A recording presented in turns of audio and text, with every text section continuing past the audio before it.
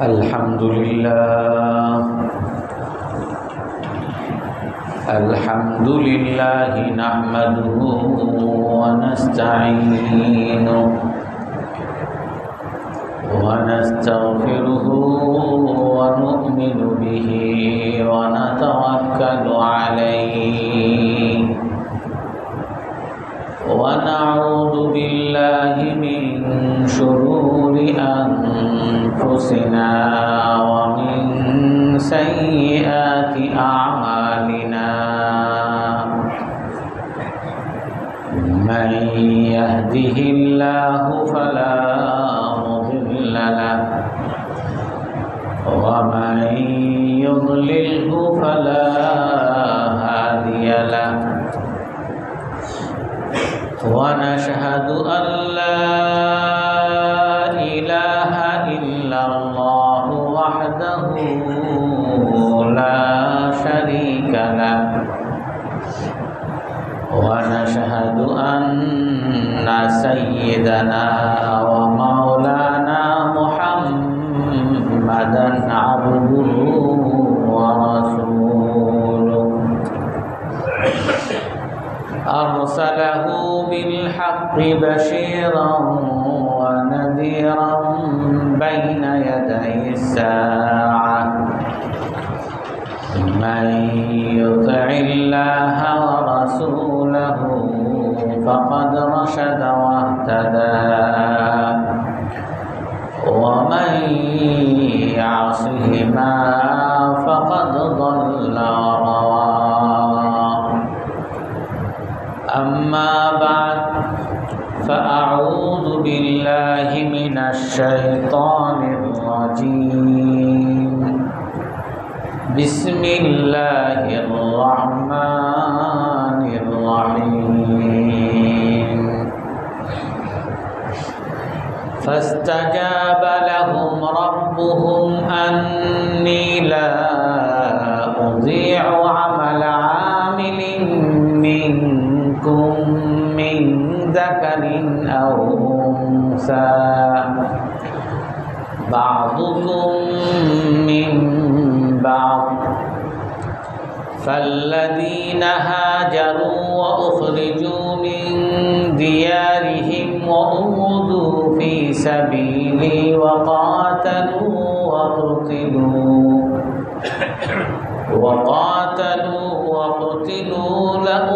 لأكفرن عنهم سيئاتهم ولأدخلنهم جنات تجري من تحتها الأنهار ثوابا من عند الله والله عنده حسن الثواب.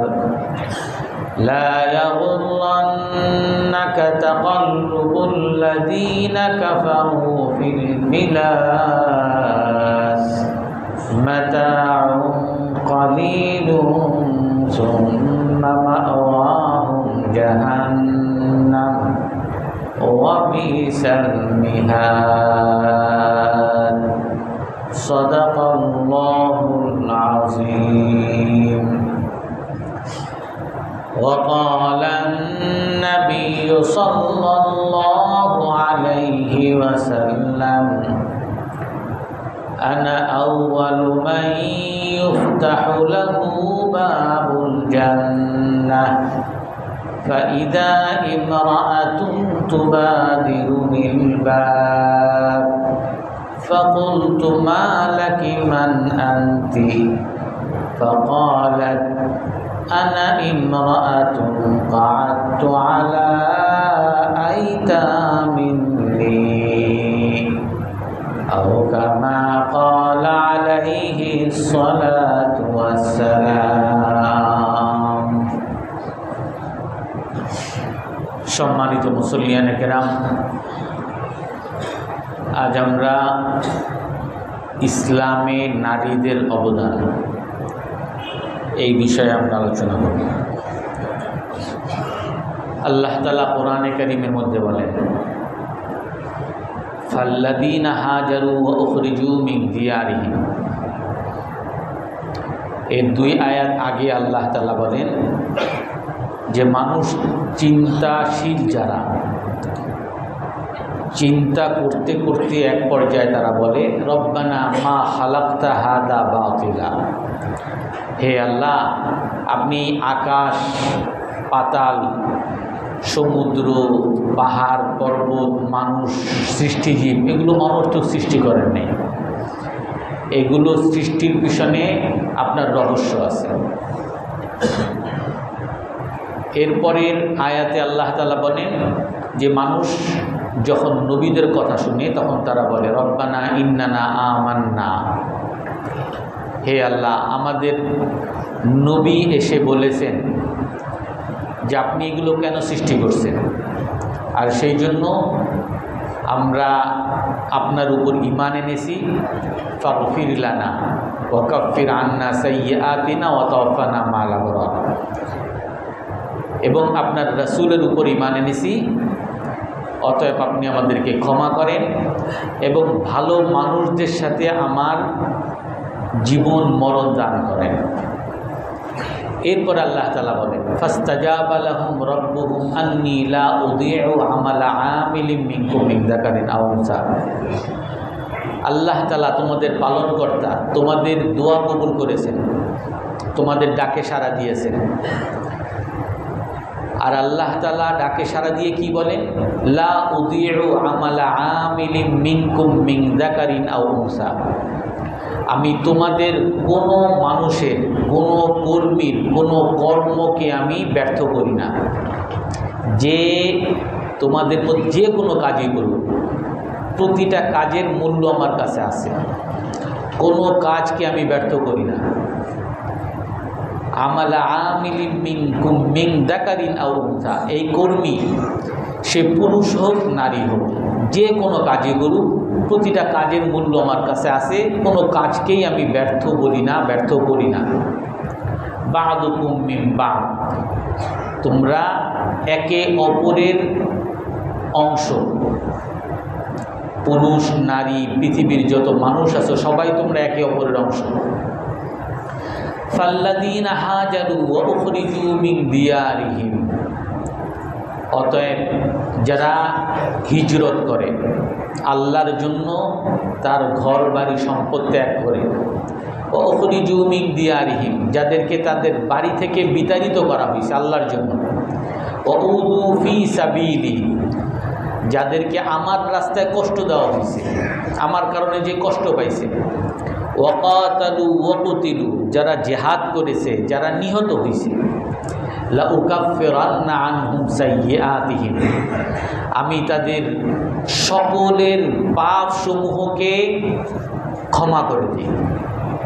ওয়ালা উদখিলান্নাহুম জান্নাতিন তাজরি মিন তাহতিহাল আনহার, আমি তাদের সবাইকে এমন জান্নাতে প্রবেশ করাই যেই জান্নাতের তলদেশ থেকে নহর প্রবাহিত হয়। সাওয়াবাম মিন ইনদিল্লাহ, এটা আল্লাহর পক্ষ থেকে বিনিময়। ওয়াল্লাহু ইনদাহু হুসনুস সাওয়াব, আল্লাহর কাছে উত্তম বিনিময় আল্লাহর কাছে আছে। লা ইয়াগুররান্নাকা তাকাল্লুবুল লাযীনা কাফারু ফিল বিলাদ, তোমাদেরকে যাতে প্রতারিত না করে কাফেরদের সারা পৃথিবীতে তাদের যে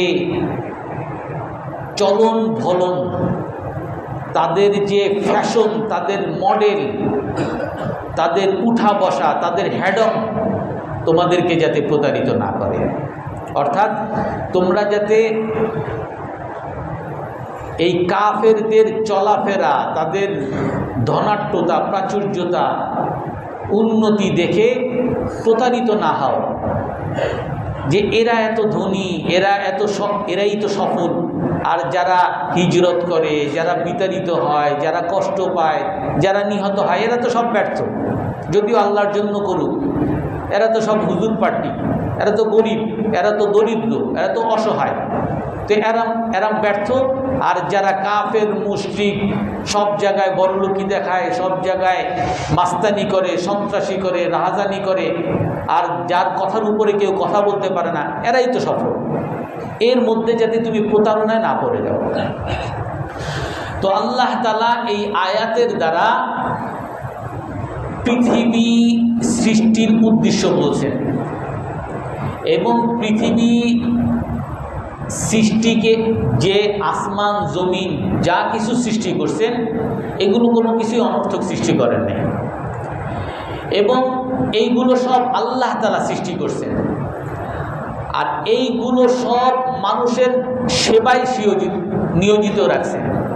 আর মানুষকে আল্লাহ তাআলা পালনকর্তা, আল্লাহ তাআলা সৃষ্টিকর্তা, এই কথা বিশ্বাস করা জন্য আল্লাহ তাআলা মানুষকে সৃষ্টি করছেন। মানুষ যাতে এইটা মন না করে যে আসমান জমিন মনে অন্য কেউ সৃষ্টি করছে। কল্পনাও কেউ যদি বাহ্যিকভাবে কল্পনা করে, আমরা মনে করি এই দেশ অনেক ধনী, এদের উপরে কেউ কথা বলতে পারে না। এরাও কিন্তু কখনো এই দাবি করে নাই যে আমি সূর্য বানাইছি, এরাও কখনো দাবি করে নাই আমি তারকা বানাইছি, অথবা আমি পানি বানাইছি, অথবা আমি নদী বানাইছি, অথবা পাহাড় বানাইছি। এই আসমান জমিন সব কিছু আল্লাহ তাআলা সৃষ্টি করছেন। আসমান জমিনের মধ্যে ভূমিমণ্ডলে যা কিছু আছে সব কিছু আল্লাহ তাআলা সৃষ্টি করছেন। আর সব কিছু আল্লাহ তাআলার নির্দেশনায় চলতেছে। আল্লাহ তাআলার নির্দেশনার বাইরে, আল্লাহ তাআলার ইচ্ছার বাইরে কেউ কিছু করতে পারতেছে না। এই কথার বিশ্বাস স্থাপন করার জন্যই আল্লাহ তাআলা মানুষকে দুনিয়াতে পাঠাইছেন। আর মানুষ এই আল্লাহর গোলামির জন্য, আল্লাহর আনুগত্যের জন্য যা কিছু করবে সব কিছু আল্লাহর কাছে মূল্যবান। আপনি খাবেন, আপনি ঘুমাবেন, আপনি ব্যবসা করবেন, চাকরি করবেন, আপনি বিয়ে করবেন, আপনি ছেলেপেলেকে লালন পালন করবেন, আপনি ছেলেপেলের জন্য ডায়াপার কিনবেন, ডায়াপার চেঞ্জ করবেন, আপনি বাথরুমে যাবেন, বাথরুমে গিয়ে আপনি পরিষ্কার হবেন, গোসল করবেন, প্রতিটার বিনিময় আল্লাহর কাছে রহিত আছে। প্রতিটার বিনিময় আল্লাহ তাআলা সংরক্ষিত করে রাখছেন। মানুষ যদি বাথরুমেও যায় আর বাথরুমে গিয়ে ঢোকার সময় যদি সে দোয়া পড়ে, আল্লাহুম্মা ইন্নী আউযু বিকা মিনাল খুবুসি ওয়াল খাবাইস, আর বের হওয়ার সময় সে যদি দোয়া পড়ে, গুফরানাকাল হামদুলিল্লাহিল্লাযী আযহাবা আন্নিল আযা ওয়া আফানি। বাথরুমে গেছে, বের হইছে, এই দোয়া পড়ছে রাসূলের সুন্নতের নিয়তে, সে বাথরুম করছে রাসূলের হাদিস অনুযায়ী, এই ব্যক্তি 50-100 জন শহীদ হইলে, আল্লাহর রাস্তায় শহীদ হইলে যে সওয়াব, এর চেয়ে সওয়াব বেশি সওয়াব আল্লাহ তাআলা তাকে দান করবেন। আপনি গলা কেটে আপনার নিজের জীবনকে উৎসর্গ করে আল্লাহর রাস্তায় 100 শহীদ যদি কেউ হয়, ওই 100 শহীদের চেয়ে বেশি সওয়াব আল্লাহ তাআলা এই ব্যক্তিকে দান করবে যে সুন্নত তরিকায় বাথরুমে গেছে, সুন্নত তরিকায় বাথরুম থেকে বেরিয়েছে। প্রতিটা জিনিস আল্লাহর কাছে মূল্যবান। আপনি খাচ্ছেন, আল্লাহর কাছে মূল্যবান। আল্লাহ রাসূল হাদিসের মধ্যে বলেন, খায়রুস সাদাকা, সবচেয়ে উত্তম সদকা হলো যেটা তুমি নিজে খাও, তোমার পরিবারকে খাওয়াইতেছো, এটা সদকা। তোমার ছেলে মেয়েদেরকে খাওয়াইতেছো, আল্লাহর রাস্তার পাশে ফকিরকে দিলে যেরকম সব, এর চেয়ে বেশি সব আল্লাহ তাআলা দিবেন আপনি যদি এই টাকা আপনার স্ত্রীর জন্য খরচ করেন, আপনার ছেলে মেয়ের জন্য খরচ করেন, আপনার নিজের ক্ষুধা নিবারণের জন্য খরচ করেন। অর্থাৎ সব কিছু আল্লাহর কাছে মূল্যবান। আল্লাহ তাআলা বলেন, লা উযীউ আমালা আমিলিন মিনকুম মিন যাকারিন আও উনসা। আল্লাহ তাআলা বলেন, আমি তোমাদের কোনো কর্মীর কোনো কর্মকে ব্যর্থ করি না, পুরুষ হোক নারী হোক, বা'দুকুম মিন বা'দ, তোমরা একে অপরের অংশ। ফাল্লাযীনা হাজারু, অতএব যারা হিজরত করেছে, ও উখরিজু মিন দিয়ারিহিম, আর যাদেরকে বাড়ি থেকে বিতাড়িত করা হয়েছে, ও উযু ফি সাবিলি, আমার জন্য যারা কষ্ট পেয়েছে, যাদেরকে কষ্ট দেওয়া হয়েছে, ও কাতালু, যারা যুদ্ধ করেছে, ও কুতিলু, যারা নিহত হয়েছে, লাউকাফিরান্না আনহুম সাইয়্যাতিহিম, আমি তাদের সকলের সকল গুনাহ খাতা মাফ করে দিব। ওয়ালা উদখিলান্নাহুম জান্নাত, আর তাদেরকে অবশ্যই অবশ্যই আমি জান্নাতে প্রবেশ করাবো। তো আল্লাহ তাআলা এই আয়াতের দ্বারা স্পষ্ট করে দিয়েছেন যে দুনিয়ার মধ্যে যে যে কোনো কাজই করুক আল্লাহর কাছে মূল্যবান। আর এই মূল্যবানদের মধ্যে কারা বেশি মূল্যবান? যারা আল্লাহর জন্য হিজরত করে, যারা আল্লাহর জন্য কষ্ট পায়। যে আল্লাহর জন্য কেন কষ্ট পাইতে হবে? হুজুর আপনি না বললেন খাইলেও সব, বাথরুমে গেলেও সব, ঘুমাইলেও সব, রাতে ঘুমাইলে সারা রাত তাহাজ্জুদ পড়ার সব, আবার কষ্ট পাইতে হবে কেন? আমি কষ্ট না পেয়ে শুধু আল্লাহর কাজ করে গেলাম। রাসূলুল্লাহ সাল্লাল্লাহু আলাইহি ওয়াসাল্লাম যখন প্রথম দাওয়াত দেন, দাওয়াত দেওয়ার পরে রাসূল পাহাড়ে গিয়ে ইবাদত করতেন। তো সেই সময় সর্বপ্রথম জিবরাইল আলাইহিস সালাম যখন আসছেন, রাসূলকে বলেন ইকরা, আপনি পড়েন। রাসূল বলে আনা বিকারি, আমি তো পড়তে পারি না। রাসূল সাল্লাল্লাহু আলাইহি সাল্লামকে পাহাড়ের উপরে, আপনারা যারা গেছেন জাবালে নূরে জানেন, প্রায় 5 কিলোমিটার শুধু পাহাড়ি বাইতে হয় মক্কা থেকে বাইরে, একেবারে নিরিবিলি পাহাড়ের উপরে একা রাসূল সাল্লাল্লাহু আলাইহি সাল্লাম ইবাদত করতেছেন। এইখানে জিবরাইল আলাইহিস সালাম বলেন পড়ো, বলে পড়তে যাই না। এভাবে ধরে এমন চাপ দিছে, রাসূল বলেন যে আমার মনে হয়েছে যে আমার পিছনের হাড়, পিঠের হাড় আমার সামনের হাড়ের মধ্যে গোলমাল লেগে গেছে, একটা আরেকটার মধ্যে ঢুকে গেছে, এত জোরে চাপ দিছে, এত ব্যথা। রাসূল আরো আতঙ্কিত হয়ে গেছে। আবার বলেন ইকরা, পড়ো। আবার রাসূল বলেন মা আনা বিকারি, আমি তো পড়তে পারি না। আবার চাপ দিছেন। আবার বলেন পড়ো, মা আনা বিকারি, আমি তো পড়তে পারি না। রাসূল আতঙ্কিত হয়ে সেইখান থেকে তাড়াতাড়ি দৌড়ে নেমে এসে হযরত খাদিজা রাদিয়াল্লাহু তাআলা আনহার কাছে আসছে। এসে বলতেছেন যে আমার সাথে তো আজকে যা হয়েছে, খাশিতু আলা নাফসি, আমি তো নিজের জীবন কেনে শঙ্কিত, আমি ভয়ে আছি, আমি মরে যাব। খাদিজা রাদিয়াল্লাহু আনহা রাসূল সাল্লাল্লাহু আলাইহি সাল্লামকে নিয়ে বলেন হে আল্লাহর রাসূল, প্রথমেই রাসূল সাল্লাল্লাহু আলাইহি সাল্লামকে নিজেই সান্ত্বনা দেন যে আপনি কোনো ভয় পাবেন না। আল্লাহ লা ইউযিক আল্লাহু আবাদা, আল্লাহ আপনাকে কখনো ব্যর্থ করবে না, কখনো আপনাকে ছোট করবে না। কেন? ইন্নাকা তাহমিলুল কাল, আপনি মানুষের সেবা করেন, মানুষের বোঝা বহন করেন, আপনি দুর্যোগ মুহূর্তে মানুষের পাশে দাঁড়ান, আপনি সমস্ত ভালো কাজ করেন। অতএব আপনাকে আল্লাহ তাআলা কখনো ছোট করবেন না, কখনো অপমানিত করবেন না, আপনি ভয় পাবেন না, ভয়ের কিছু নেই। রাসূলুল্লাহ সাল্লাল্লাহু আলাইহি সাল্লামকে তখন বলেন যে চলেন, আপনাকে নিয়ে আমার এক চাচাতো ভাই আছে, উনি অনেক জ্ঞানী মানুষ, বুদ্ধিমান মানুষ, বয়স্ক মানুষ, ওনার কাছে যাই। তো রাসূলুল্লাহ সাল্লাল্লাহু আলাইহি সাল্লামকে নিয়ে হযরত খাদিজা রাদিয়াল্লাহু তাআলা আনহার চাচাতো ভাইয়ের কাছে গেছেন। তো গিয়ে যখন বলছেন যে এই অবস্থা, তখন উনি রাসূল সাল্লাল্লাহু আলাইহি সাল্লামকে বলেন জাহাদান নামুসুল্লাযী জাআ ইলা মূসা আলাইহিস সালাতু ওয়াস সালাম, আপনি ভয় পাবেন না, কারণ আপনার কাছে যে আসছেন উনি হলেন ফেরেশতা, আল্লাহর ফেরেশতা। এই ফেরেশতা আপনার আগে মূসা আলাইহিস সালামের উপর আসছেন, আপনার আগে ঈসা আলাইহিস সালামের উপর আসছেন, আপনি অনেক বড় বড় ব্যক্তি হতে যাচ্ছেন, আপনার ভয়ের কিছু নেই। কিন্তু আমার লাইতানি ইদ মুখরিজিয়াক, উনি বলেন যে আমার বড় দুঃখ লাগে আপনাকে যখন আপনার জাতির লোকরা বের করে দিবে, এই সময় যদি আপনার সেবায় লাগতে পারতাম, আপনার পাশে থাকতে পারতাম। রাসূলুল্লাহ সাল্লাল্লাহু আলাইহি ওয়াসাল্লাম অবাক হয়ে জিজ্ঞেস করেন আওয়া মুখরিজিয়া কওমি, আমার জাতি আমাকে বের করবে? কি বলেন আপনি? যেইখানে আমার পুরো জাতি সবাই আমাকে আস্থাভাজন, আল আমিন, বিশ্বাসযোগ্য বলে সবাই স্বীকৃতি দিছে, সবাই আমাকে নেতা মানার জন্য তৈরি, সবাই আমি যা বলি সবাই মানে, সবার উপকার করি, কারো কোনো ক্ষতিও করি নাই, আমি কাউরে কখনো কষ্ট দেই নাই, কারো নিন্দাও করি না, কারো আগেও নাই পিছেও নাই, পারলে আর সবার সেবা করি, আমারে কেন বের করবে? আমি তাদের সাথে এমন কি করব? তিনি বলেন রাসূল যে আপনি হাদান নামুস, এই ফেরেশতা যার কাছে আসছে, আপনার আগে যত নবীর কাছে আসছে সমস্ত নবীদেরকে তাদের জাতিরা বের করে দিছে, তাদের জাতিরা তাদেরকে মারছে, আঘাত করছে, কষ্ট দিছে।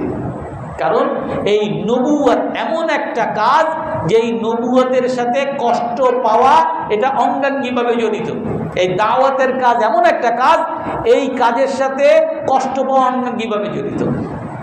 এই জন্য আল্লাহ তাআলা বলেন ফাল্লাযীনা হাজারু ওয়া উখরিজু মিন দিয়ারিহিম ওয়া উদু ফি সাবিলি, যারা হিজরত করবে, ঘর বাড়ি ত্যাগ করবে, যাদেরকে তাদের বাড়ি থেকে বিতাড়িত করা হইবে, যাদেরকে আমার রাস্তায় কষ্ট দেওয়া হইবে, যারা নিহত হইবে, অর্থাৎ আল্লাহর ইবাদত যারা করবে, যারা করেছে, ভবিষ্যতেও যারা করবে, সবাই অপমান লাঞ্ছনার শিকার হবে। সবাইকেই যারাই আল্লাহর কথা বলবে তারাই মানুষের সমালোচনার শিকার হবে, যারাই আল্লাহর রাস্তায় দাওয়াত দিবে তারাই কষ্টের শিকার হবে, তারাই বিতাড়নের শিকার হবে, তারাই নিহতের শিকার হবে। এই জন্য যদি কেউ মনে করেন যে আলেম ওলামা যারা দাওয়াত দিয়েছে তারা তো অযথা গুম হয়েছিল, অযথা কষ্ট পেয়েছিল, এখন হয়তো বা আমাদের নতুন স্বাধীনতা আসছে আর গুম হবে না, সেই চিন্তা করে আশ্বস্ত হয়ে কোনো লাভ নাই। এই গুম হওয়া, এই মামলা খাওয়া, এই কষ্ট পাওয়া, এই ঘর থেকে বিতাড়িত হওয়া এটা নবীদের সুন্নত। নবীরাও এই কষ্টের শিকার হয়েছেন। আলেম ওলামা যারা নবীদের উত্তরসূরি হবে তারাও এই কষ্টের শিকার হয়েছেন, সামনেও হবেন, ভবিষ্যতেও হবেন। যারাই আল্লাহর কথা বলবে তারাই অপমানের শিকার হবে। বা'দুকুম মিন বা'দ, তোমরা একে অপরের অংশ। আমরা পৃথিবীর মানুষ সামাজিক মানুষ, কেউ একা চলতে পারবে না। নারী পুরুষ সবাই একে অপরের অংশ। নারী যদি মনে করে যে আমি পুরুষের কি দরকার, আমি তো নিজেই স্বাবলম্বী, আমি নিজেই, আমাকে এম্পাওয়ার করতে হবে, আমাকে শক্তিশালী করতে হবে যাতে আমি পুরুষের দিকে মুখাপেক্ষী না থাকি। সারা পৃথিবীতে জাতিসংঘের মাধ্যমে অনেক প্রোগ্রাম চলে। এর প্রোগ্রামের উদ্দেশ্য হলো নারীকে সবল করা, নারীকে অর্থনৈতিক স্বাবলম্বী বানানো, নারীকে রাজনৈতিক স্বাবলম্বী বানানো, নারীকে সামাজিক স্বাবলম্বী বানানো। আর এই স্বাবলম্বীর মূল উদ্দেশ্য হলো যাতে সে কোনো পুরুষের দিকে মুখাপেক্ষী না থাকে, সে যাতে নিজে স্বাবলম্বী হয়। আর আল্লাহ তাআলা কি বলেন, বা'দুকুম মিন বা'দ, তোমরা একে অপরের অংশ। যদি কোনো নারী মনে করে যে আমাকে স্বাবলম্বী হতে হবে, অথবা কোনো পুরুষ যদি মনে করে আমাকে স্বাবলম্বী হতে হবে, আমি কারো দিকে মুখাপেক্ষী না, আমি টাকাওয়ালা ধনী মানুষ, আমার ঘরের কাজের লোকের প্রতি আমার মুখাপেক্ষী হওয়া লাগবে না, ড্রাইভারের মুখাপেক্ষী হওয়া লাগবে না, আমার দোকানের কোনো কর্মচারীর মুখাপেক্ষী হওয়া লাগবে না, আমার রিক্সাওয়ালার মুখাপেক্ষী হওয়া লাগবে না। তাহলে আপনার কোনোদিন আপনার গাড়ি থাকবে, ড্রাইভার ছাড়া আপনি চলতে পারবেন না। রিক্সা আছে, আপনারা কেউ নিবে না। আপনার পকেটে টাকা আছে, কোনো দোকানদার আপনার কাছে বিক্রি করবে না। আপনার বাড়ির সমস্ত কাজ করার জন্য কোনো মানুষ আপনি পাবেন না। টাকা আছে, আপনার বিল্ডিং করবেন, বিল্ডিংয়ের জন্য কোনো মিস্ত্রি পাবেন না। আপনি যদি মনে করেন আমি স্বাবলম্বী, আমার আর কারো লাগবে না। এই জন্য সকল মানুষ আল্লাহ তাআলা বলেন বা'দুকুম মিন বা'দ, তোমরা একে অপরের অংশ।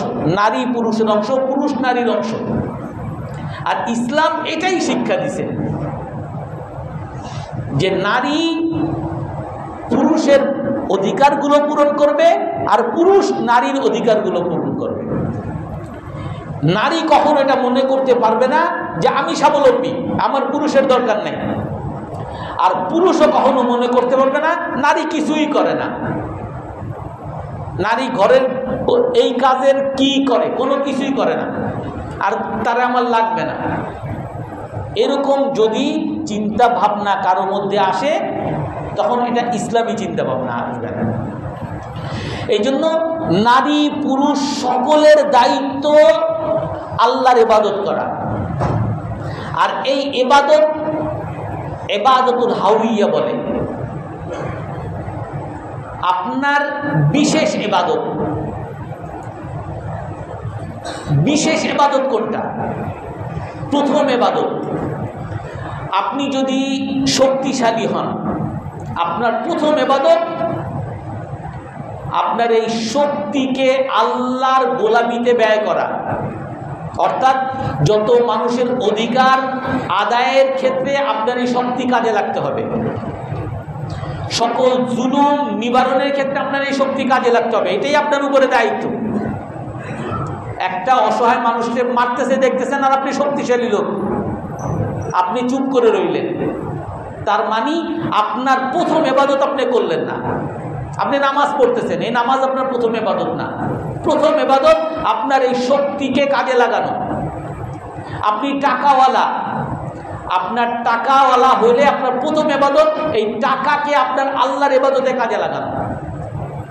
আপনি একজন নারী, আপনি একজন মা, আপনার প্রথম ইবাদত আপনার সন্তান লালন পালন করা, আপনার স্বামীর সেবা করা, এটা হলো প্রথম ইবাদত। রাসূল হাদিসের মধ্যে বলেন, আনা আউয়ালু মান ইফতাহু লাহু বাবুল জান্নাহ, আমি সেই ব্যক্তি যার জন্য জান্নাতের দরজা সর্বপ্রথম খোলা হবে। আমি সবার আগে জান্নাতের দরজায় সবার আগে যাব, কারণ আমি যদি না যাই তাহলে জান্নাতের দরজা খোলা হবে না। আমি সবার আগে জান্নাতের দরজায় যাব, জান্নাতকে খোলার জন্য আমি চেষ্টা করব।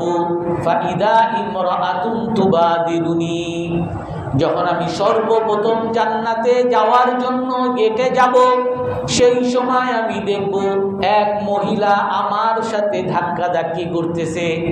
আমাকে আগে জান্নাতে যেতে দিবে না, সে আগে জান্নাতে যাবে। আমার আগে সে জান্নাতে যাওয়ার জন্য আল্লাহ তারে সুযোগ করে দিছে, সে আমার আগে জান্নাতে যাওয়ার জন্য চলে আসছে। মাসনাদে দাইলামির মধ্যে আবু হুরায়রা রাদিয়াল্লাহু আনহু থেকে বর্ণিত হাসান হাদিস, রাসূল সাল্লাল্লাহু আলাইহি ওয়াসাল্লাম বলেন, তখন আমি ওই মহিলাকে বলবো, মা লাকি মান আনতি, হে মহিলা, তুমি আমার সাথে জান্নাতে যাওয়ার ক্ষেত্রে কেন ধাক্কাধাক্কি করতেছো? তুমি আমার সাথে কেন প্রতিযোগিতায় লাগছো? কে তুমি? মান আনতি, কে তুমি?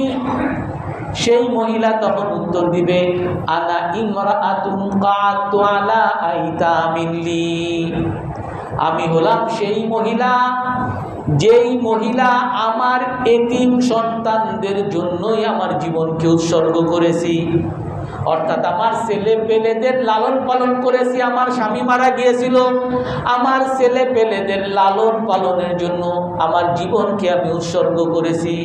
রাসূলুল্লাহ সাল্লাল্লাহু আলাইহি ওয়াসাল্লাম বলেন, এই মহিলা শুধু জান্নাতেই যাবে না, বরং আমি নবী সবার আগে জান্নাতে যাব, আমার সাথে সেই প্রতিযোগিতায় নামবে। কত বড় একজন মহান ব্যক্তি! রসুল হাদিসের মধ্যে বলেন, এক সাহাবিয়া মহিলা সাহাবী রসুলের কাছে আসছেন, হে আল্লাহর রসুল, আল্লাহ তাআলা কোরআনে কারীমের মধ্যে যত ফজিলতের কথা বলে, অধিকাংশই দেখি পুরুষের কথা বলে। আমাদের নারীদের আমরা কি পাব?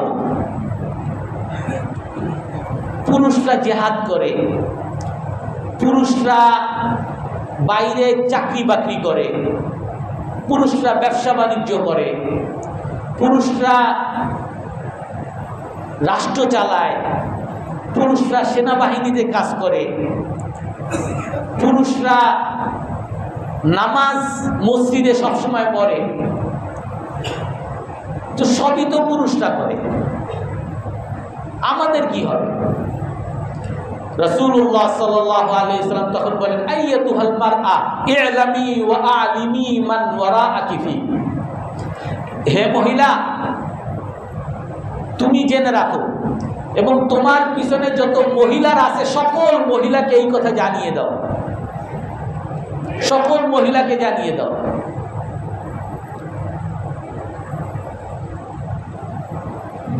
লাহুসনু তাতাউলিল মারআতি লিজাওজিহা আফদালু মিন যালিকা কুল্লি। রাসূল সাল্লাল্লাহু আলাইহি ওয়াসাল্লাম বলেন যে তুমি পুরুষের সাথে তুলনা করার জন্য আসছো, যে পুরুষরা এই কাজ করতেছে, ওই কাজ করতেছে, ওই কাজ করতেছে, জিহাদ করতেছে, রাষ্ট্র চালাইতেছে, রাজনীতি করতেছে, সবই তো পুরুষরা করে, আমরা মহিলারা তো কিছুই করতে পারতেছি না। রাসূলুল্লাহ সাল্লাল্লাহু আলাইহি ওয়াসাল্লাম বলেন যে তুমি যদি কিছু নাও করতে পারো, আল্লাহর রাসূল বলেন যে তুমি তোমার স্বামীর সাথে ভালো ব্যবহার যদি করতে পারো, স্বামীর সাথে স্ত্রী সুলভ আচরণ যদি করতে পারো, আল্লাহ তাআলা তোমাকে এই যত আমল, নেক আমলের কথা বললাম, সমস্ত নেক আমলের সওয়াব আল্লাহ তাআলা তোমাকে দিয়ে দিবেন। অর্থাৎ আপনি রাজনীতি করতে পারতেছেন না, আপনি রাজনীতি না করলেও আপনার স্বামী রাজনীতি করে, এর সওয়াব আল্লাহ আপনাকে দিয়ে দিবে। আপনি জিহাদ করতে পারতেছেন না, আপনি সেনাবাহিনীতে যোগ দিতে পারতেছেন না, আপনি যদি নাও যেতে পারেন এর সওয়াব আল্লাহ তাআলা আপনাকে দিয়ে দিবে। আপনি ব্যবসা করতে পারতে, এর সওয়াব আল্লাহ আপনাকে দিয়ে দিবে। আপনি মানুষের সেবা করার জন্য রিকশা চালাইতে পারতেছেন না, এর সওয়াব আল্লাহ তাআলা আপনাকে দিয়ে দিবে, যদি আপনি ঘরের মধ্যে থেকে আপনি আপনার স্বামীকে সন্তুষ্ট রাখার জন্য কাজ করতে পারেন। এই জন্য মহিলাদের অনেক সময় পুরুষরাই আমরা বলি যে তুমি কি করো, আমি সারাদিন এই কাজ করি, তুমি তো ঘরের মধ্যে কিছুই করো না। অথচ আল্লাহর রাসূল ঘোষণা দিয়ে দিচ্ছেন তুমি যা কিছু করো এই সকল কাজের চেয়েও বেশি করে তোমার স্ত্রী তোমার বাসায় থেকে তোমার কথা শুনে তোমার ছেলে মেয়েদের প্রতিপালন করে, এর চেয়ে অনেক বড় বড় কাজ আল্লাহ তাআলা তার দ্বারা করাইতেছে। কোরআনে কারীমের মধ্যে একটা সূরা নাযিল হয়েছে, এর শানে নজুল। খাওলা রাদিয়াল্লাহু আনহা, এক সাহাবী, মহিলা সাহাবী, উনি রাসূলের কাছে আসছেন, হে আল্লাহর রাসূল, আনা ইমরাআতুন যাতু নাসাবিন ওয়া মালিন, আমি এক মহিলা, আমার বংশ অনেক ভালো ছিল, আমি অনেক সুন্দরী ছিলাম, আমার অনেক সম্পদ ছিল, আমাকে বিয়ে করার জন্য অনেক মানুষ লাইন ধরছিল, কিন্তু আল্লাহ তাআলা আমাকে আমার এই স্বামীর সাথে বিয়ের ব্যবস্থা করছে। তো বিয়ে করার পরে এখন আমি তার নাসারতু লাহু বাতানি, আমি তার সন্তান গর্ভে ধারণ করছি, আমি তার ঘরকে উন্নত করার জন্য চেষ্টা করছি, আর যার কারণে এখন আমার আগের সৌন্দর্য নাই, আমার আগের শারীরিক গঠন নাই, আমার আগের যে বাপের বংশ নিয়ে আমি যে আমার বাবা অমুক, আমি যে বংশ নিয়ে গর্ব করতাম, এই গৌরব আমার নাই, আমার যে সম্পদ ছিল এই সম্পদও এখন নাই, আমি আমার ছেলে মেয়ে আমার স্বামীর সেবায় ব্যয় করে আমার এগুলো শেষ হয়ে গেছে, এখন আমার যা ছিল, আমার সৌন্দর্য ছিল সৌন্দর্য নাই, আমার সম্পদ ছিল সম্পদ নাই, আমার মর্যাদা ছিল মর্যাদা নাই, আর আমি এখন বৃদ্ধ হয়ে গেছি, আমি আমার স্বামীর ছেলে পেলে লালন পালন করে করে এই অবস্থা হয়েছি, এখন আমাকে কেউ দেখার মতো নাই, আর আমার স্বামী আমাকে এই অবস্থায় এসে বলতেছে আন্তিকা জাহরি উম্মি, তুমি আমার মায়ের মতো, অর্থাৎ তালাকের একটা জেহার বলে আরবিতে, তালাক দিছে আমার স্বামী। এই মহিলা সাহাবীর কথা শুনে রাসূল সাল্লাল্লাহু আলাইহি ওয়াসাল্লাম এবং সাহাবায়ে কেরাম কেঁদে দিয়েছেন যে তার এমন একটা পর্যায়ে এসে তার স্বামীর সাথে তাকে তালাক দিয়ে দিয়েছেন, বা তার তালাকের মতো একটা অবস্থা হয়েছে, অথচ উনি ওনার পুরো জীবনটা ওনার স্বামীর জন্য করে দিয়েছেন। তখন আল্লাহ তাআলা আয়াত নাজিল করছে, এই মহিলা মহিলার কথা শুনে আল্লাহ তাআলা আয়াত নাযিল করেন, قد سمع الله قول التي تجادلك في زوجها وتشتكي إلى الله والله يسمع تحاوركما إن الله سميع بصير। হে রাসূল, আল্লাহ তাআলা শুনেছেন, قد سمع الله قول التي تجادلك في زوجها, ওই মহিলার কথা আল্লাহ তাআলা শুনেছেন, যেই মহিলা আপনার সাথে তার স্বামীর ব্যাপারে ঝগড়া করতেছে। ওয়াতাশতাকি ইলাল্লাহ, আর আল্লাহর কাছে অভিযোগ জানাইতেছে। ওয়াল্লাহু ইয়াসমাউ তাহাউরাকুমা, আল্লাহ তাআলা আপনি তাকে যে সান্ত্বনা দিতেছেন, তাকে যা বলতেছেন, সে তার প্রতি উত্তরে যা বলতেছে, আল্লাহ তাআলা আপনাদের দুজনের সংলাপকে আল্লাহ তাআলা শুনতেছে। ওয়াল্লাহু ইয়াসমাউ তাহাউরাকুমা ইন্নাল্লাহা সামিউন বাসীর, আল্লাহ তাআলা শ্রবণশীল, সব কিছু আল্লাহ তাআলা দেখতেছেন। রাসূল সাল্লাল্লাহু আলাইহি ওয়াসাল্লাম ওই স্বামীকে তারপরে ডাকছেন। আল্লাহ তাআলা এই ঘটনা নিয়ে প্রায় পুরো এক পৃষ্ঠা, এই জিহাদের বিধান সহ পুরো এক পৃষ্ঠা আল্লাহ তাআলা আয়াত নাজিল করছেন। রাসূল তাকে ডাকার পরে দেখেন যে সেই স্বামীও লজ্জিত, যে আমি ভুলে বলে ফেলছি, আমার আসলে আমার স্ত্রীকে ছাড়ার কোনো ইচ্ছা ছিল না, আমি ভুলে বলে ফেলছি। তখন আল্লাহ তাআলা বিধান নাজিল করে দেন যে তুমি এই করো, তোমাকে এই কাফারা দাও, কাফারা দিলে তোমার স্ত্রী আবার তোমার সাথী হয়ে যাবে। অর্থাৎ এই স্ত্রীরা তার পুরো জীবনকে তার স্বামীর জন্য উৎসর্গ করে। আর আমরা অনেক সময় বলি যে তুমি কি করো, আমি এই করি, তো তুমি কি করো। আর আল্লাহ তাআলা আমি আপনি যদিও আমার স্ত্রীর, আমার মায়ের, আমার বোনের আমি মূল্যায়ন না করি, আল্লাহ তাআলা স্বয়ং মূল্যায়ন করেন। আল্লাহ তাআলা বলেন, লা উযীউ আমালা আমিলিন মিনকুম মিন যাকারিন আও উনসা, আমি কখনো তোমাদের কোনো কর্মীর কোনো কর্মকে অবমূল্যায়ন করব না, কোনো ব্যর্থ করি না। আমি প্রতিটা কাজের মূল্যায়ন করি। মিনকুম মিন যাকারিন আও উনসা, তোমাদের পুরুষ হোক বা নারী হোক। এই জন্য যেই মহিলা ঘরের মধ্যে থাকে, যেই মহিলা তার স্বামীর সেবায় থাকে, যেই মহিলা তার সন্তানের সেবায় থাকে, আল্লাহ তাআলা এই মহিলাকে এত মর্যাদা দান করেন। রাসূলুল্লাহ সাল্লাল্লাহু আলাইহি ওয়াসাল্লামের সর্বপ্রথম জান্নাতে প্রবেশ করার তালিকার সাথে উনি প্রতিযোগিতা হয়ে যাবেন।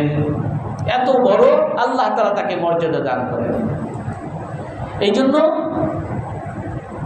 মহিলাদের, মা বোনদের কর্ম যদিও চোখে দেখা যায় না, ঘরের মধ্যে থাকে, কিন্তু এই কর্মটাই আল্লাহর কাছে সবচেয়ে বেশি মূল্যবান।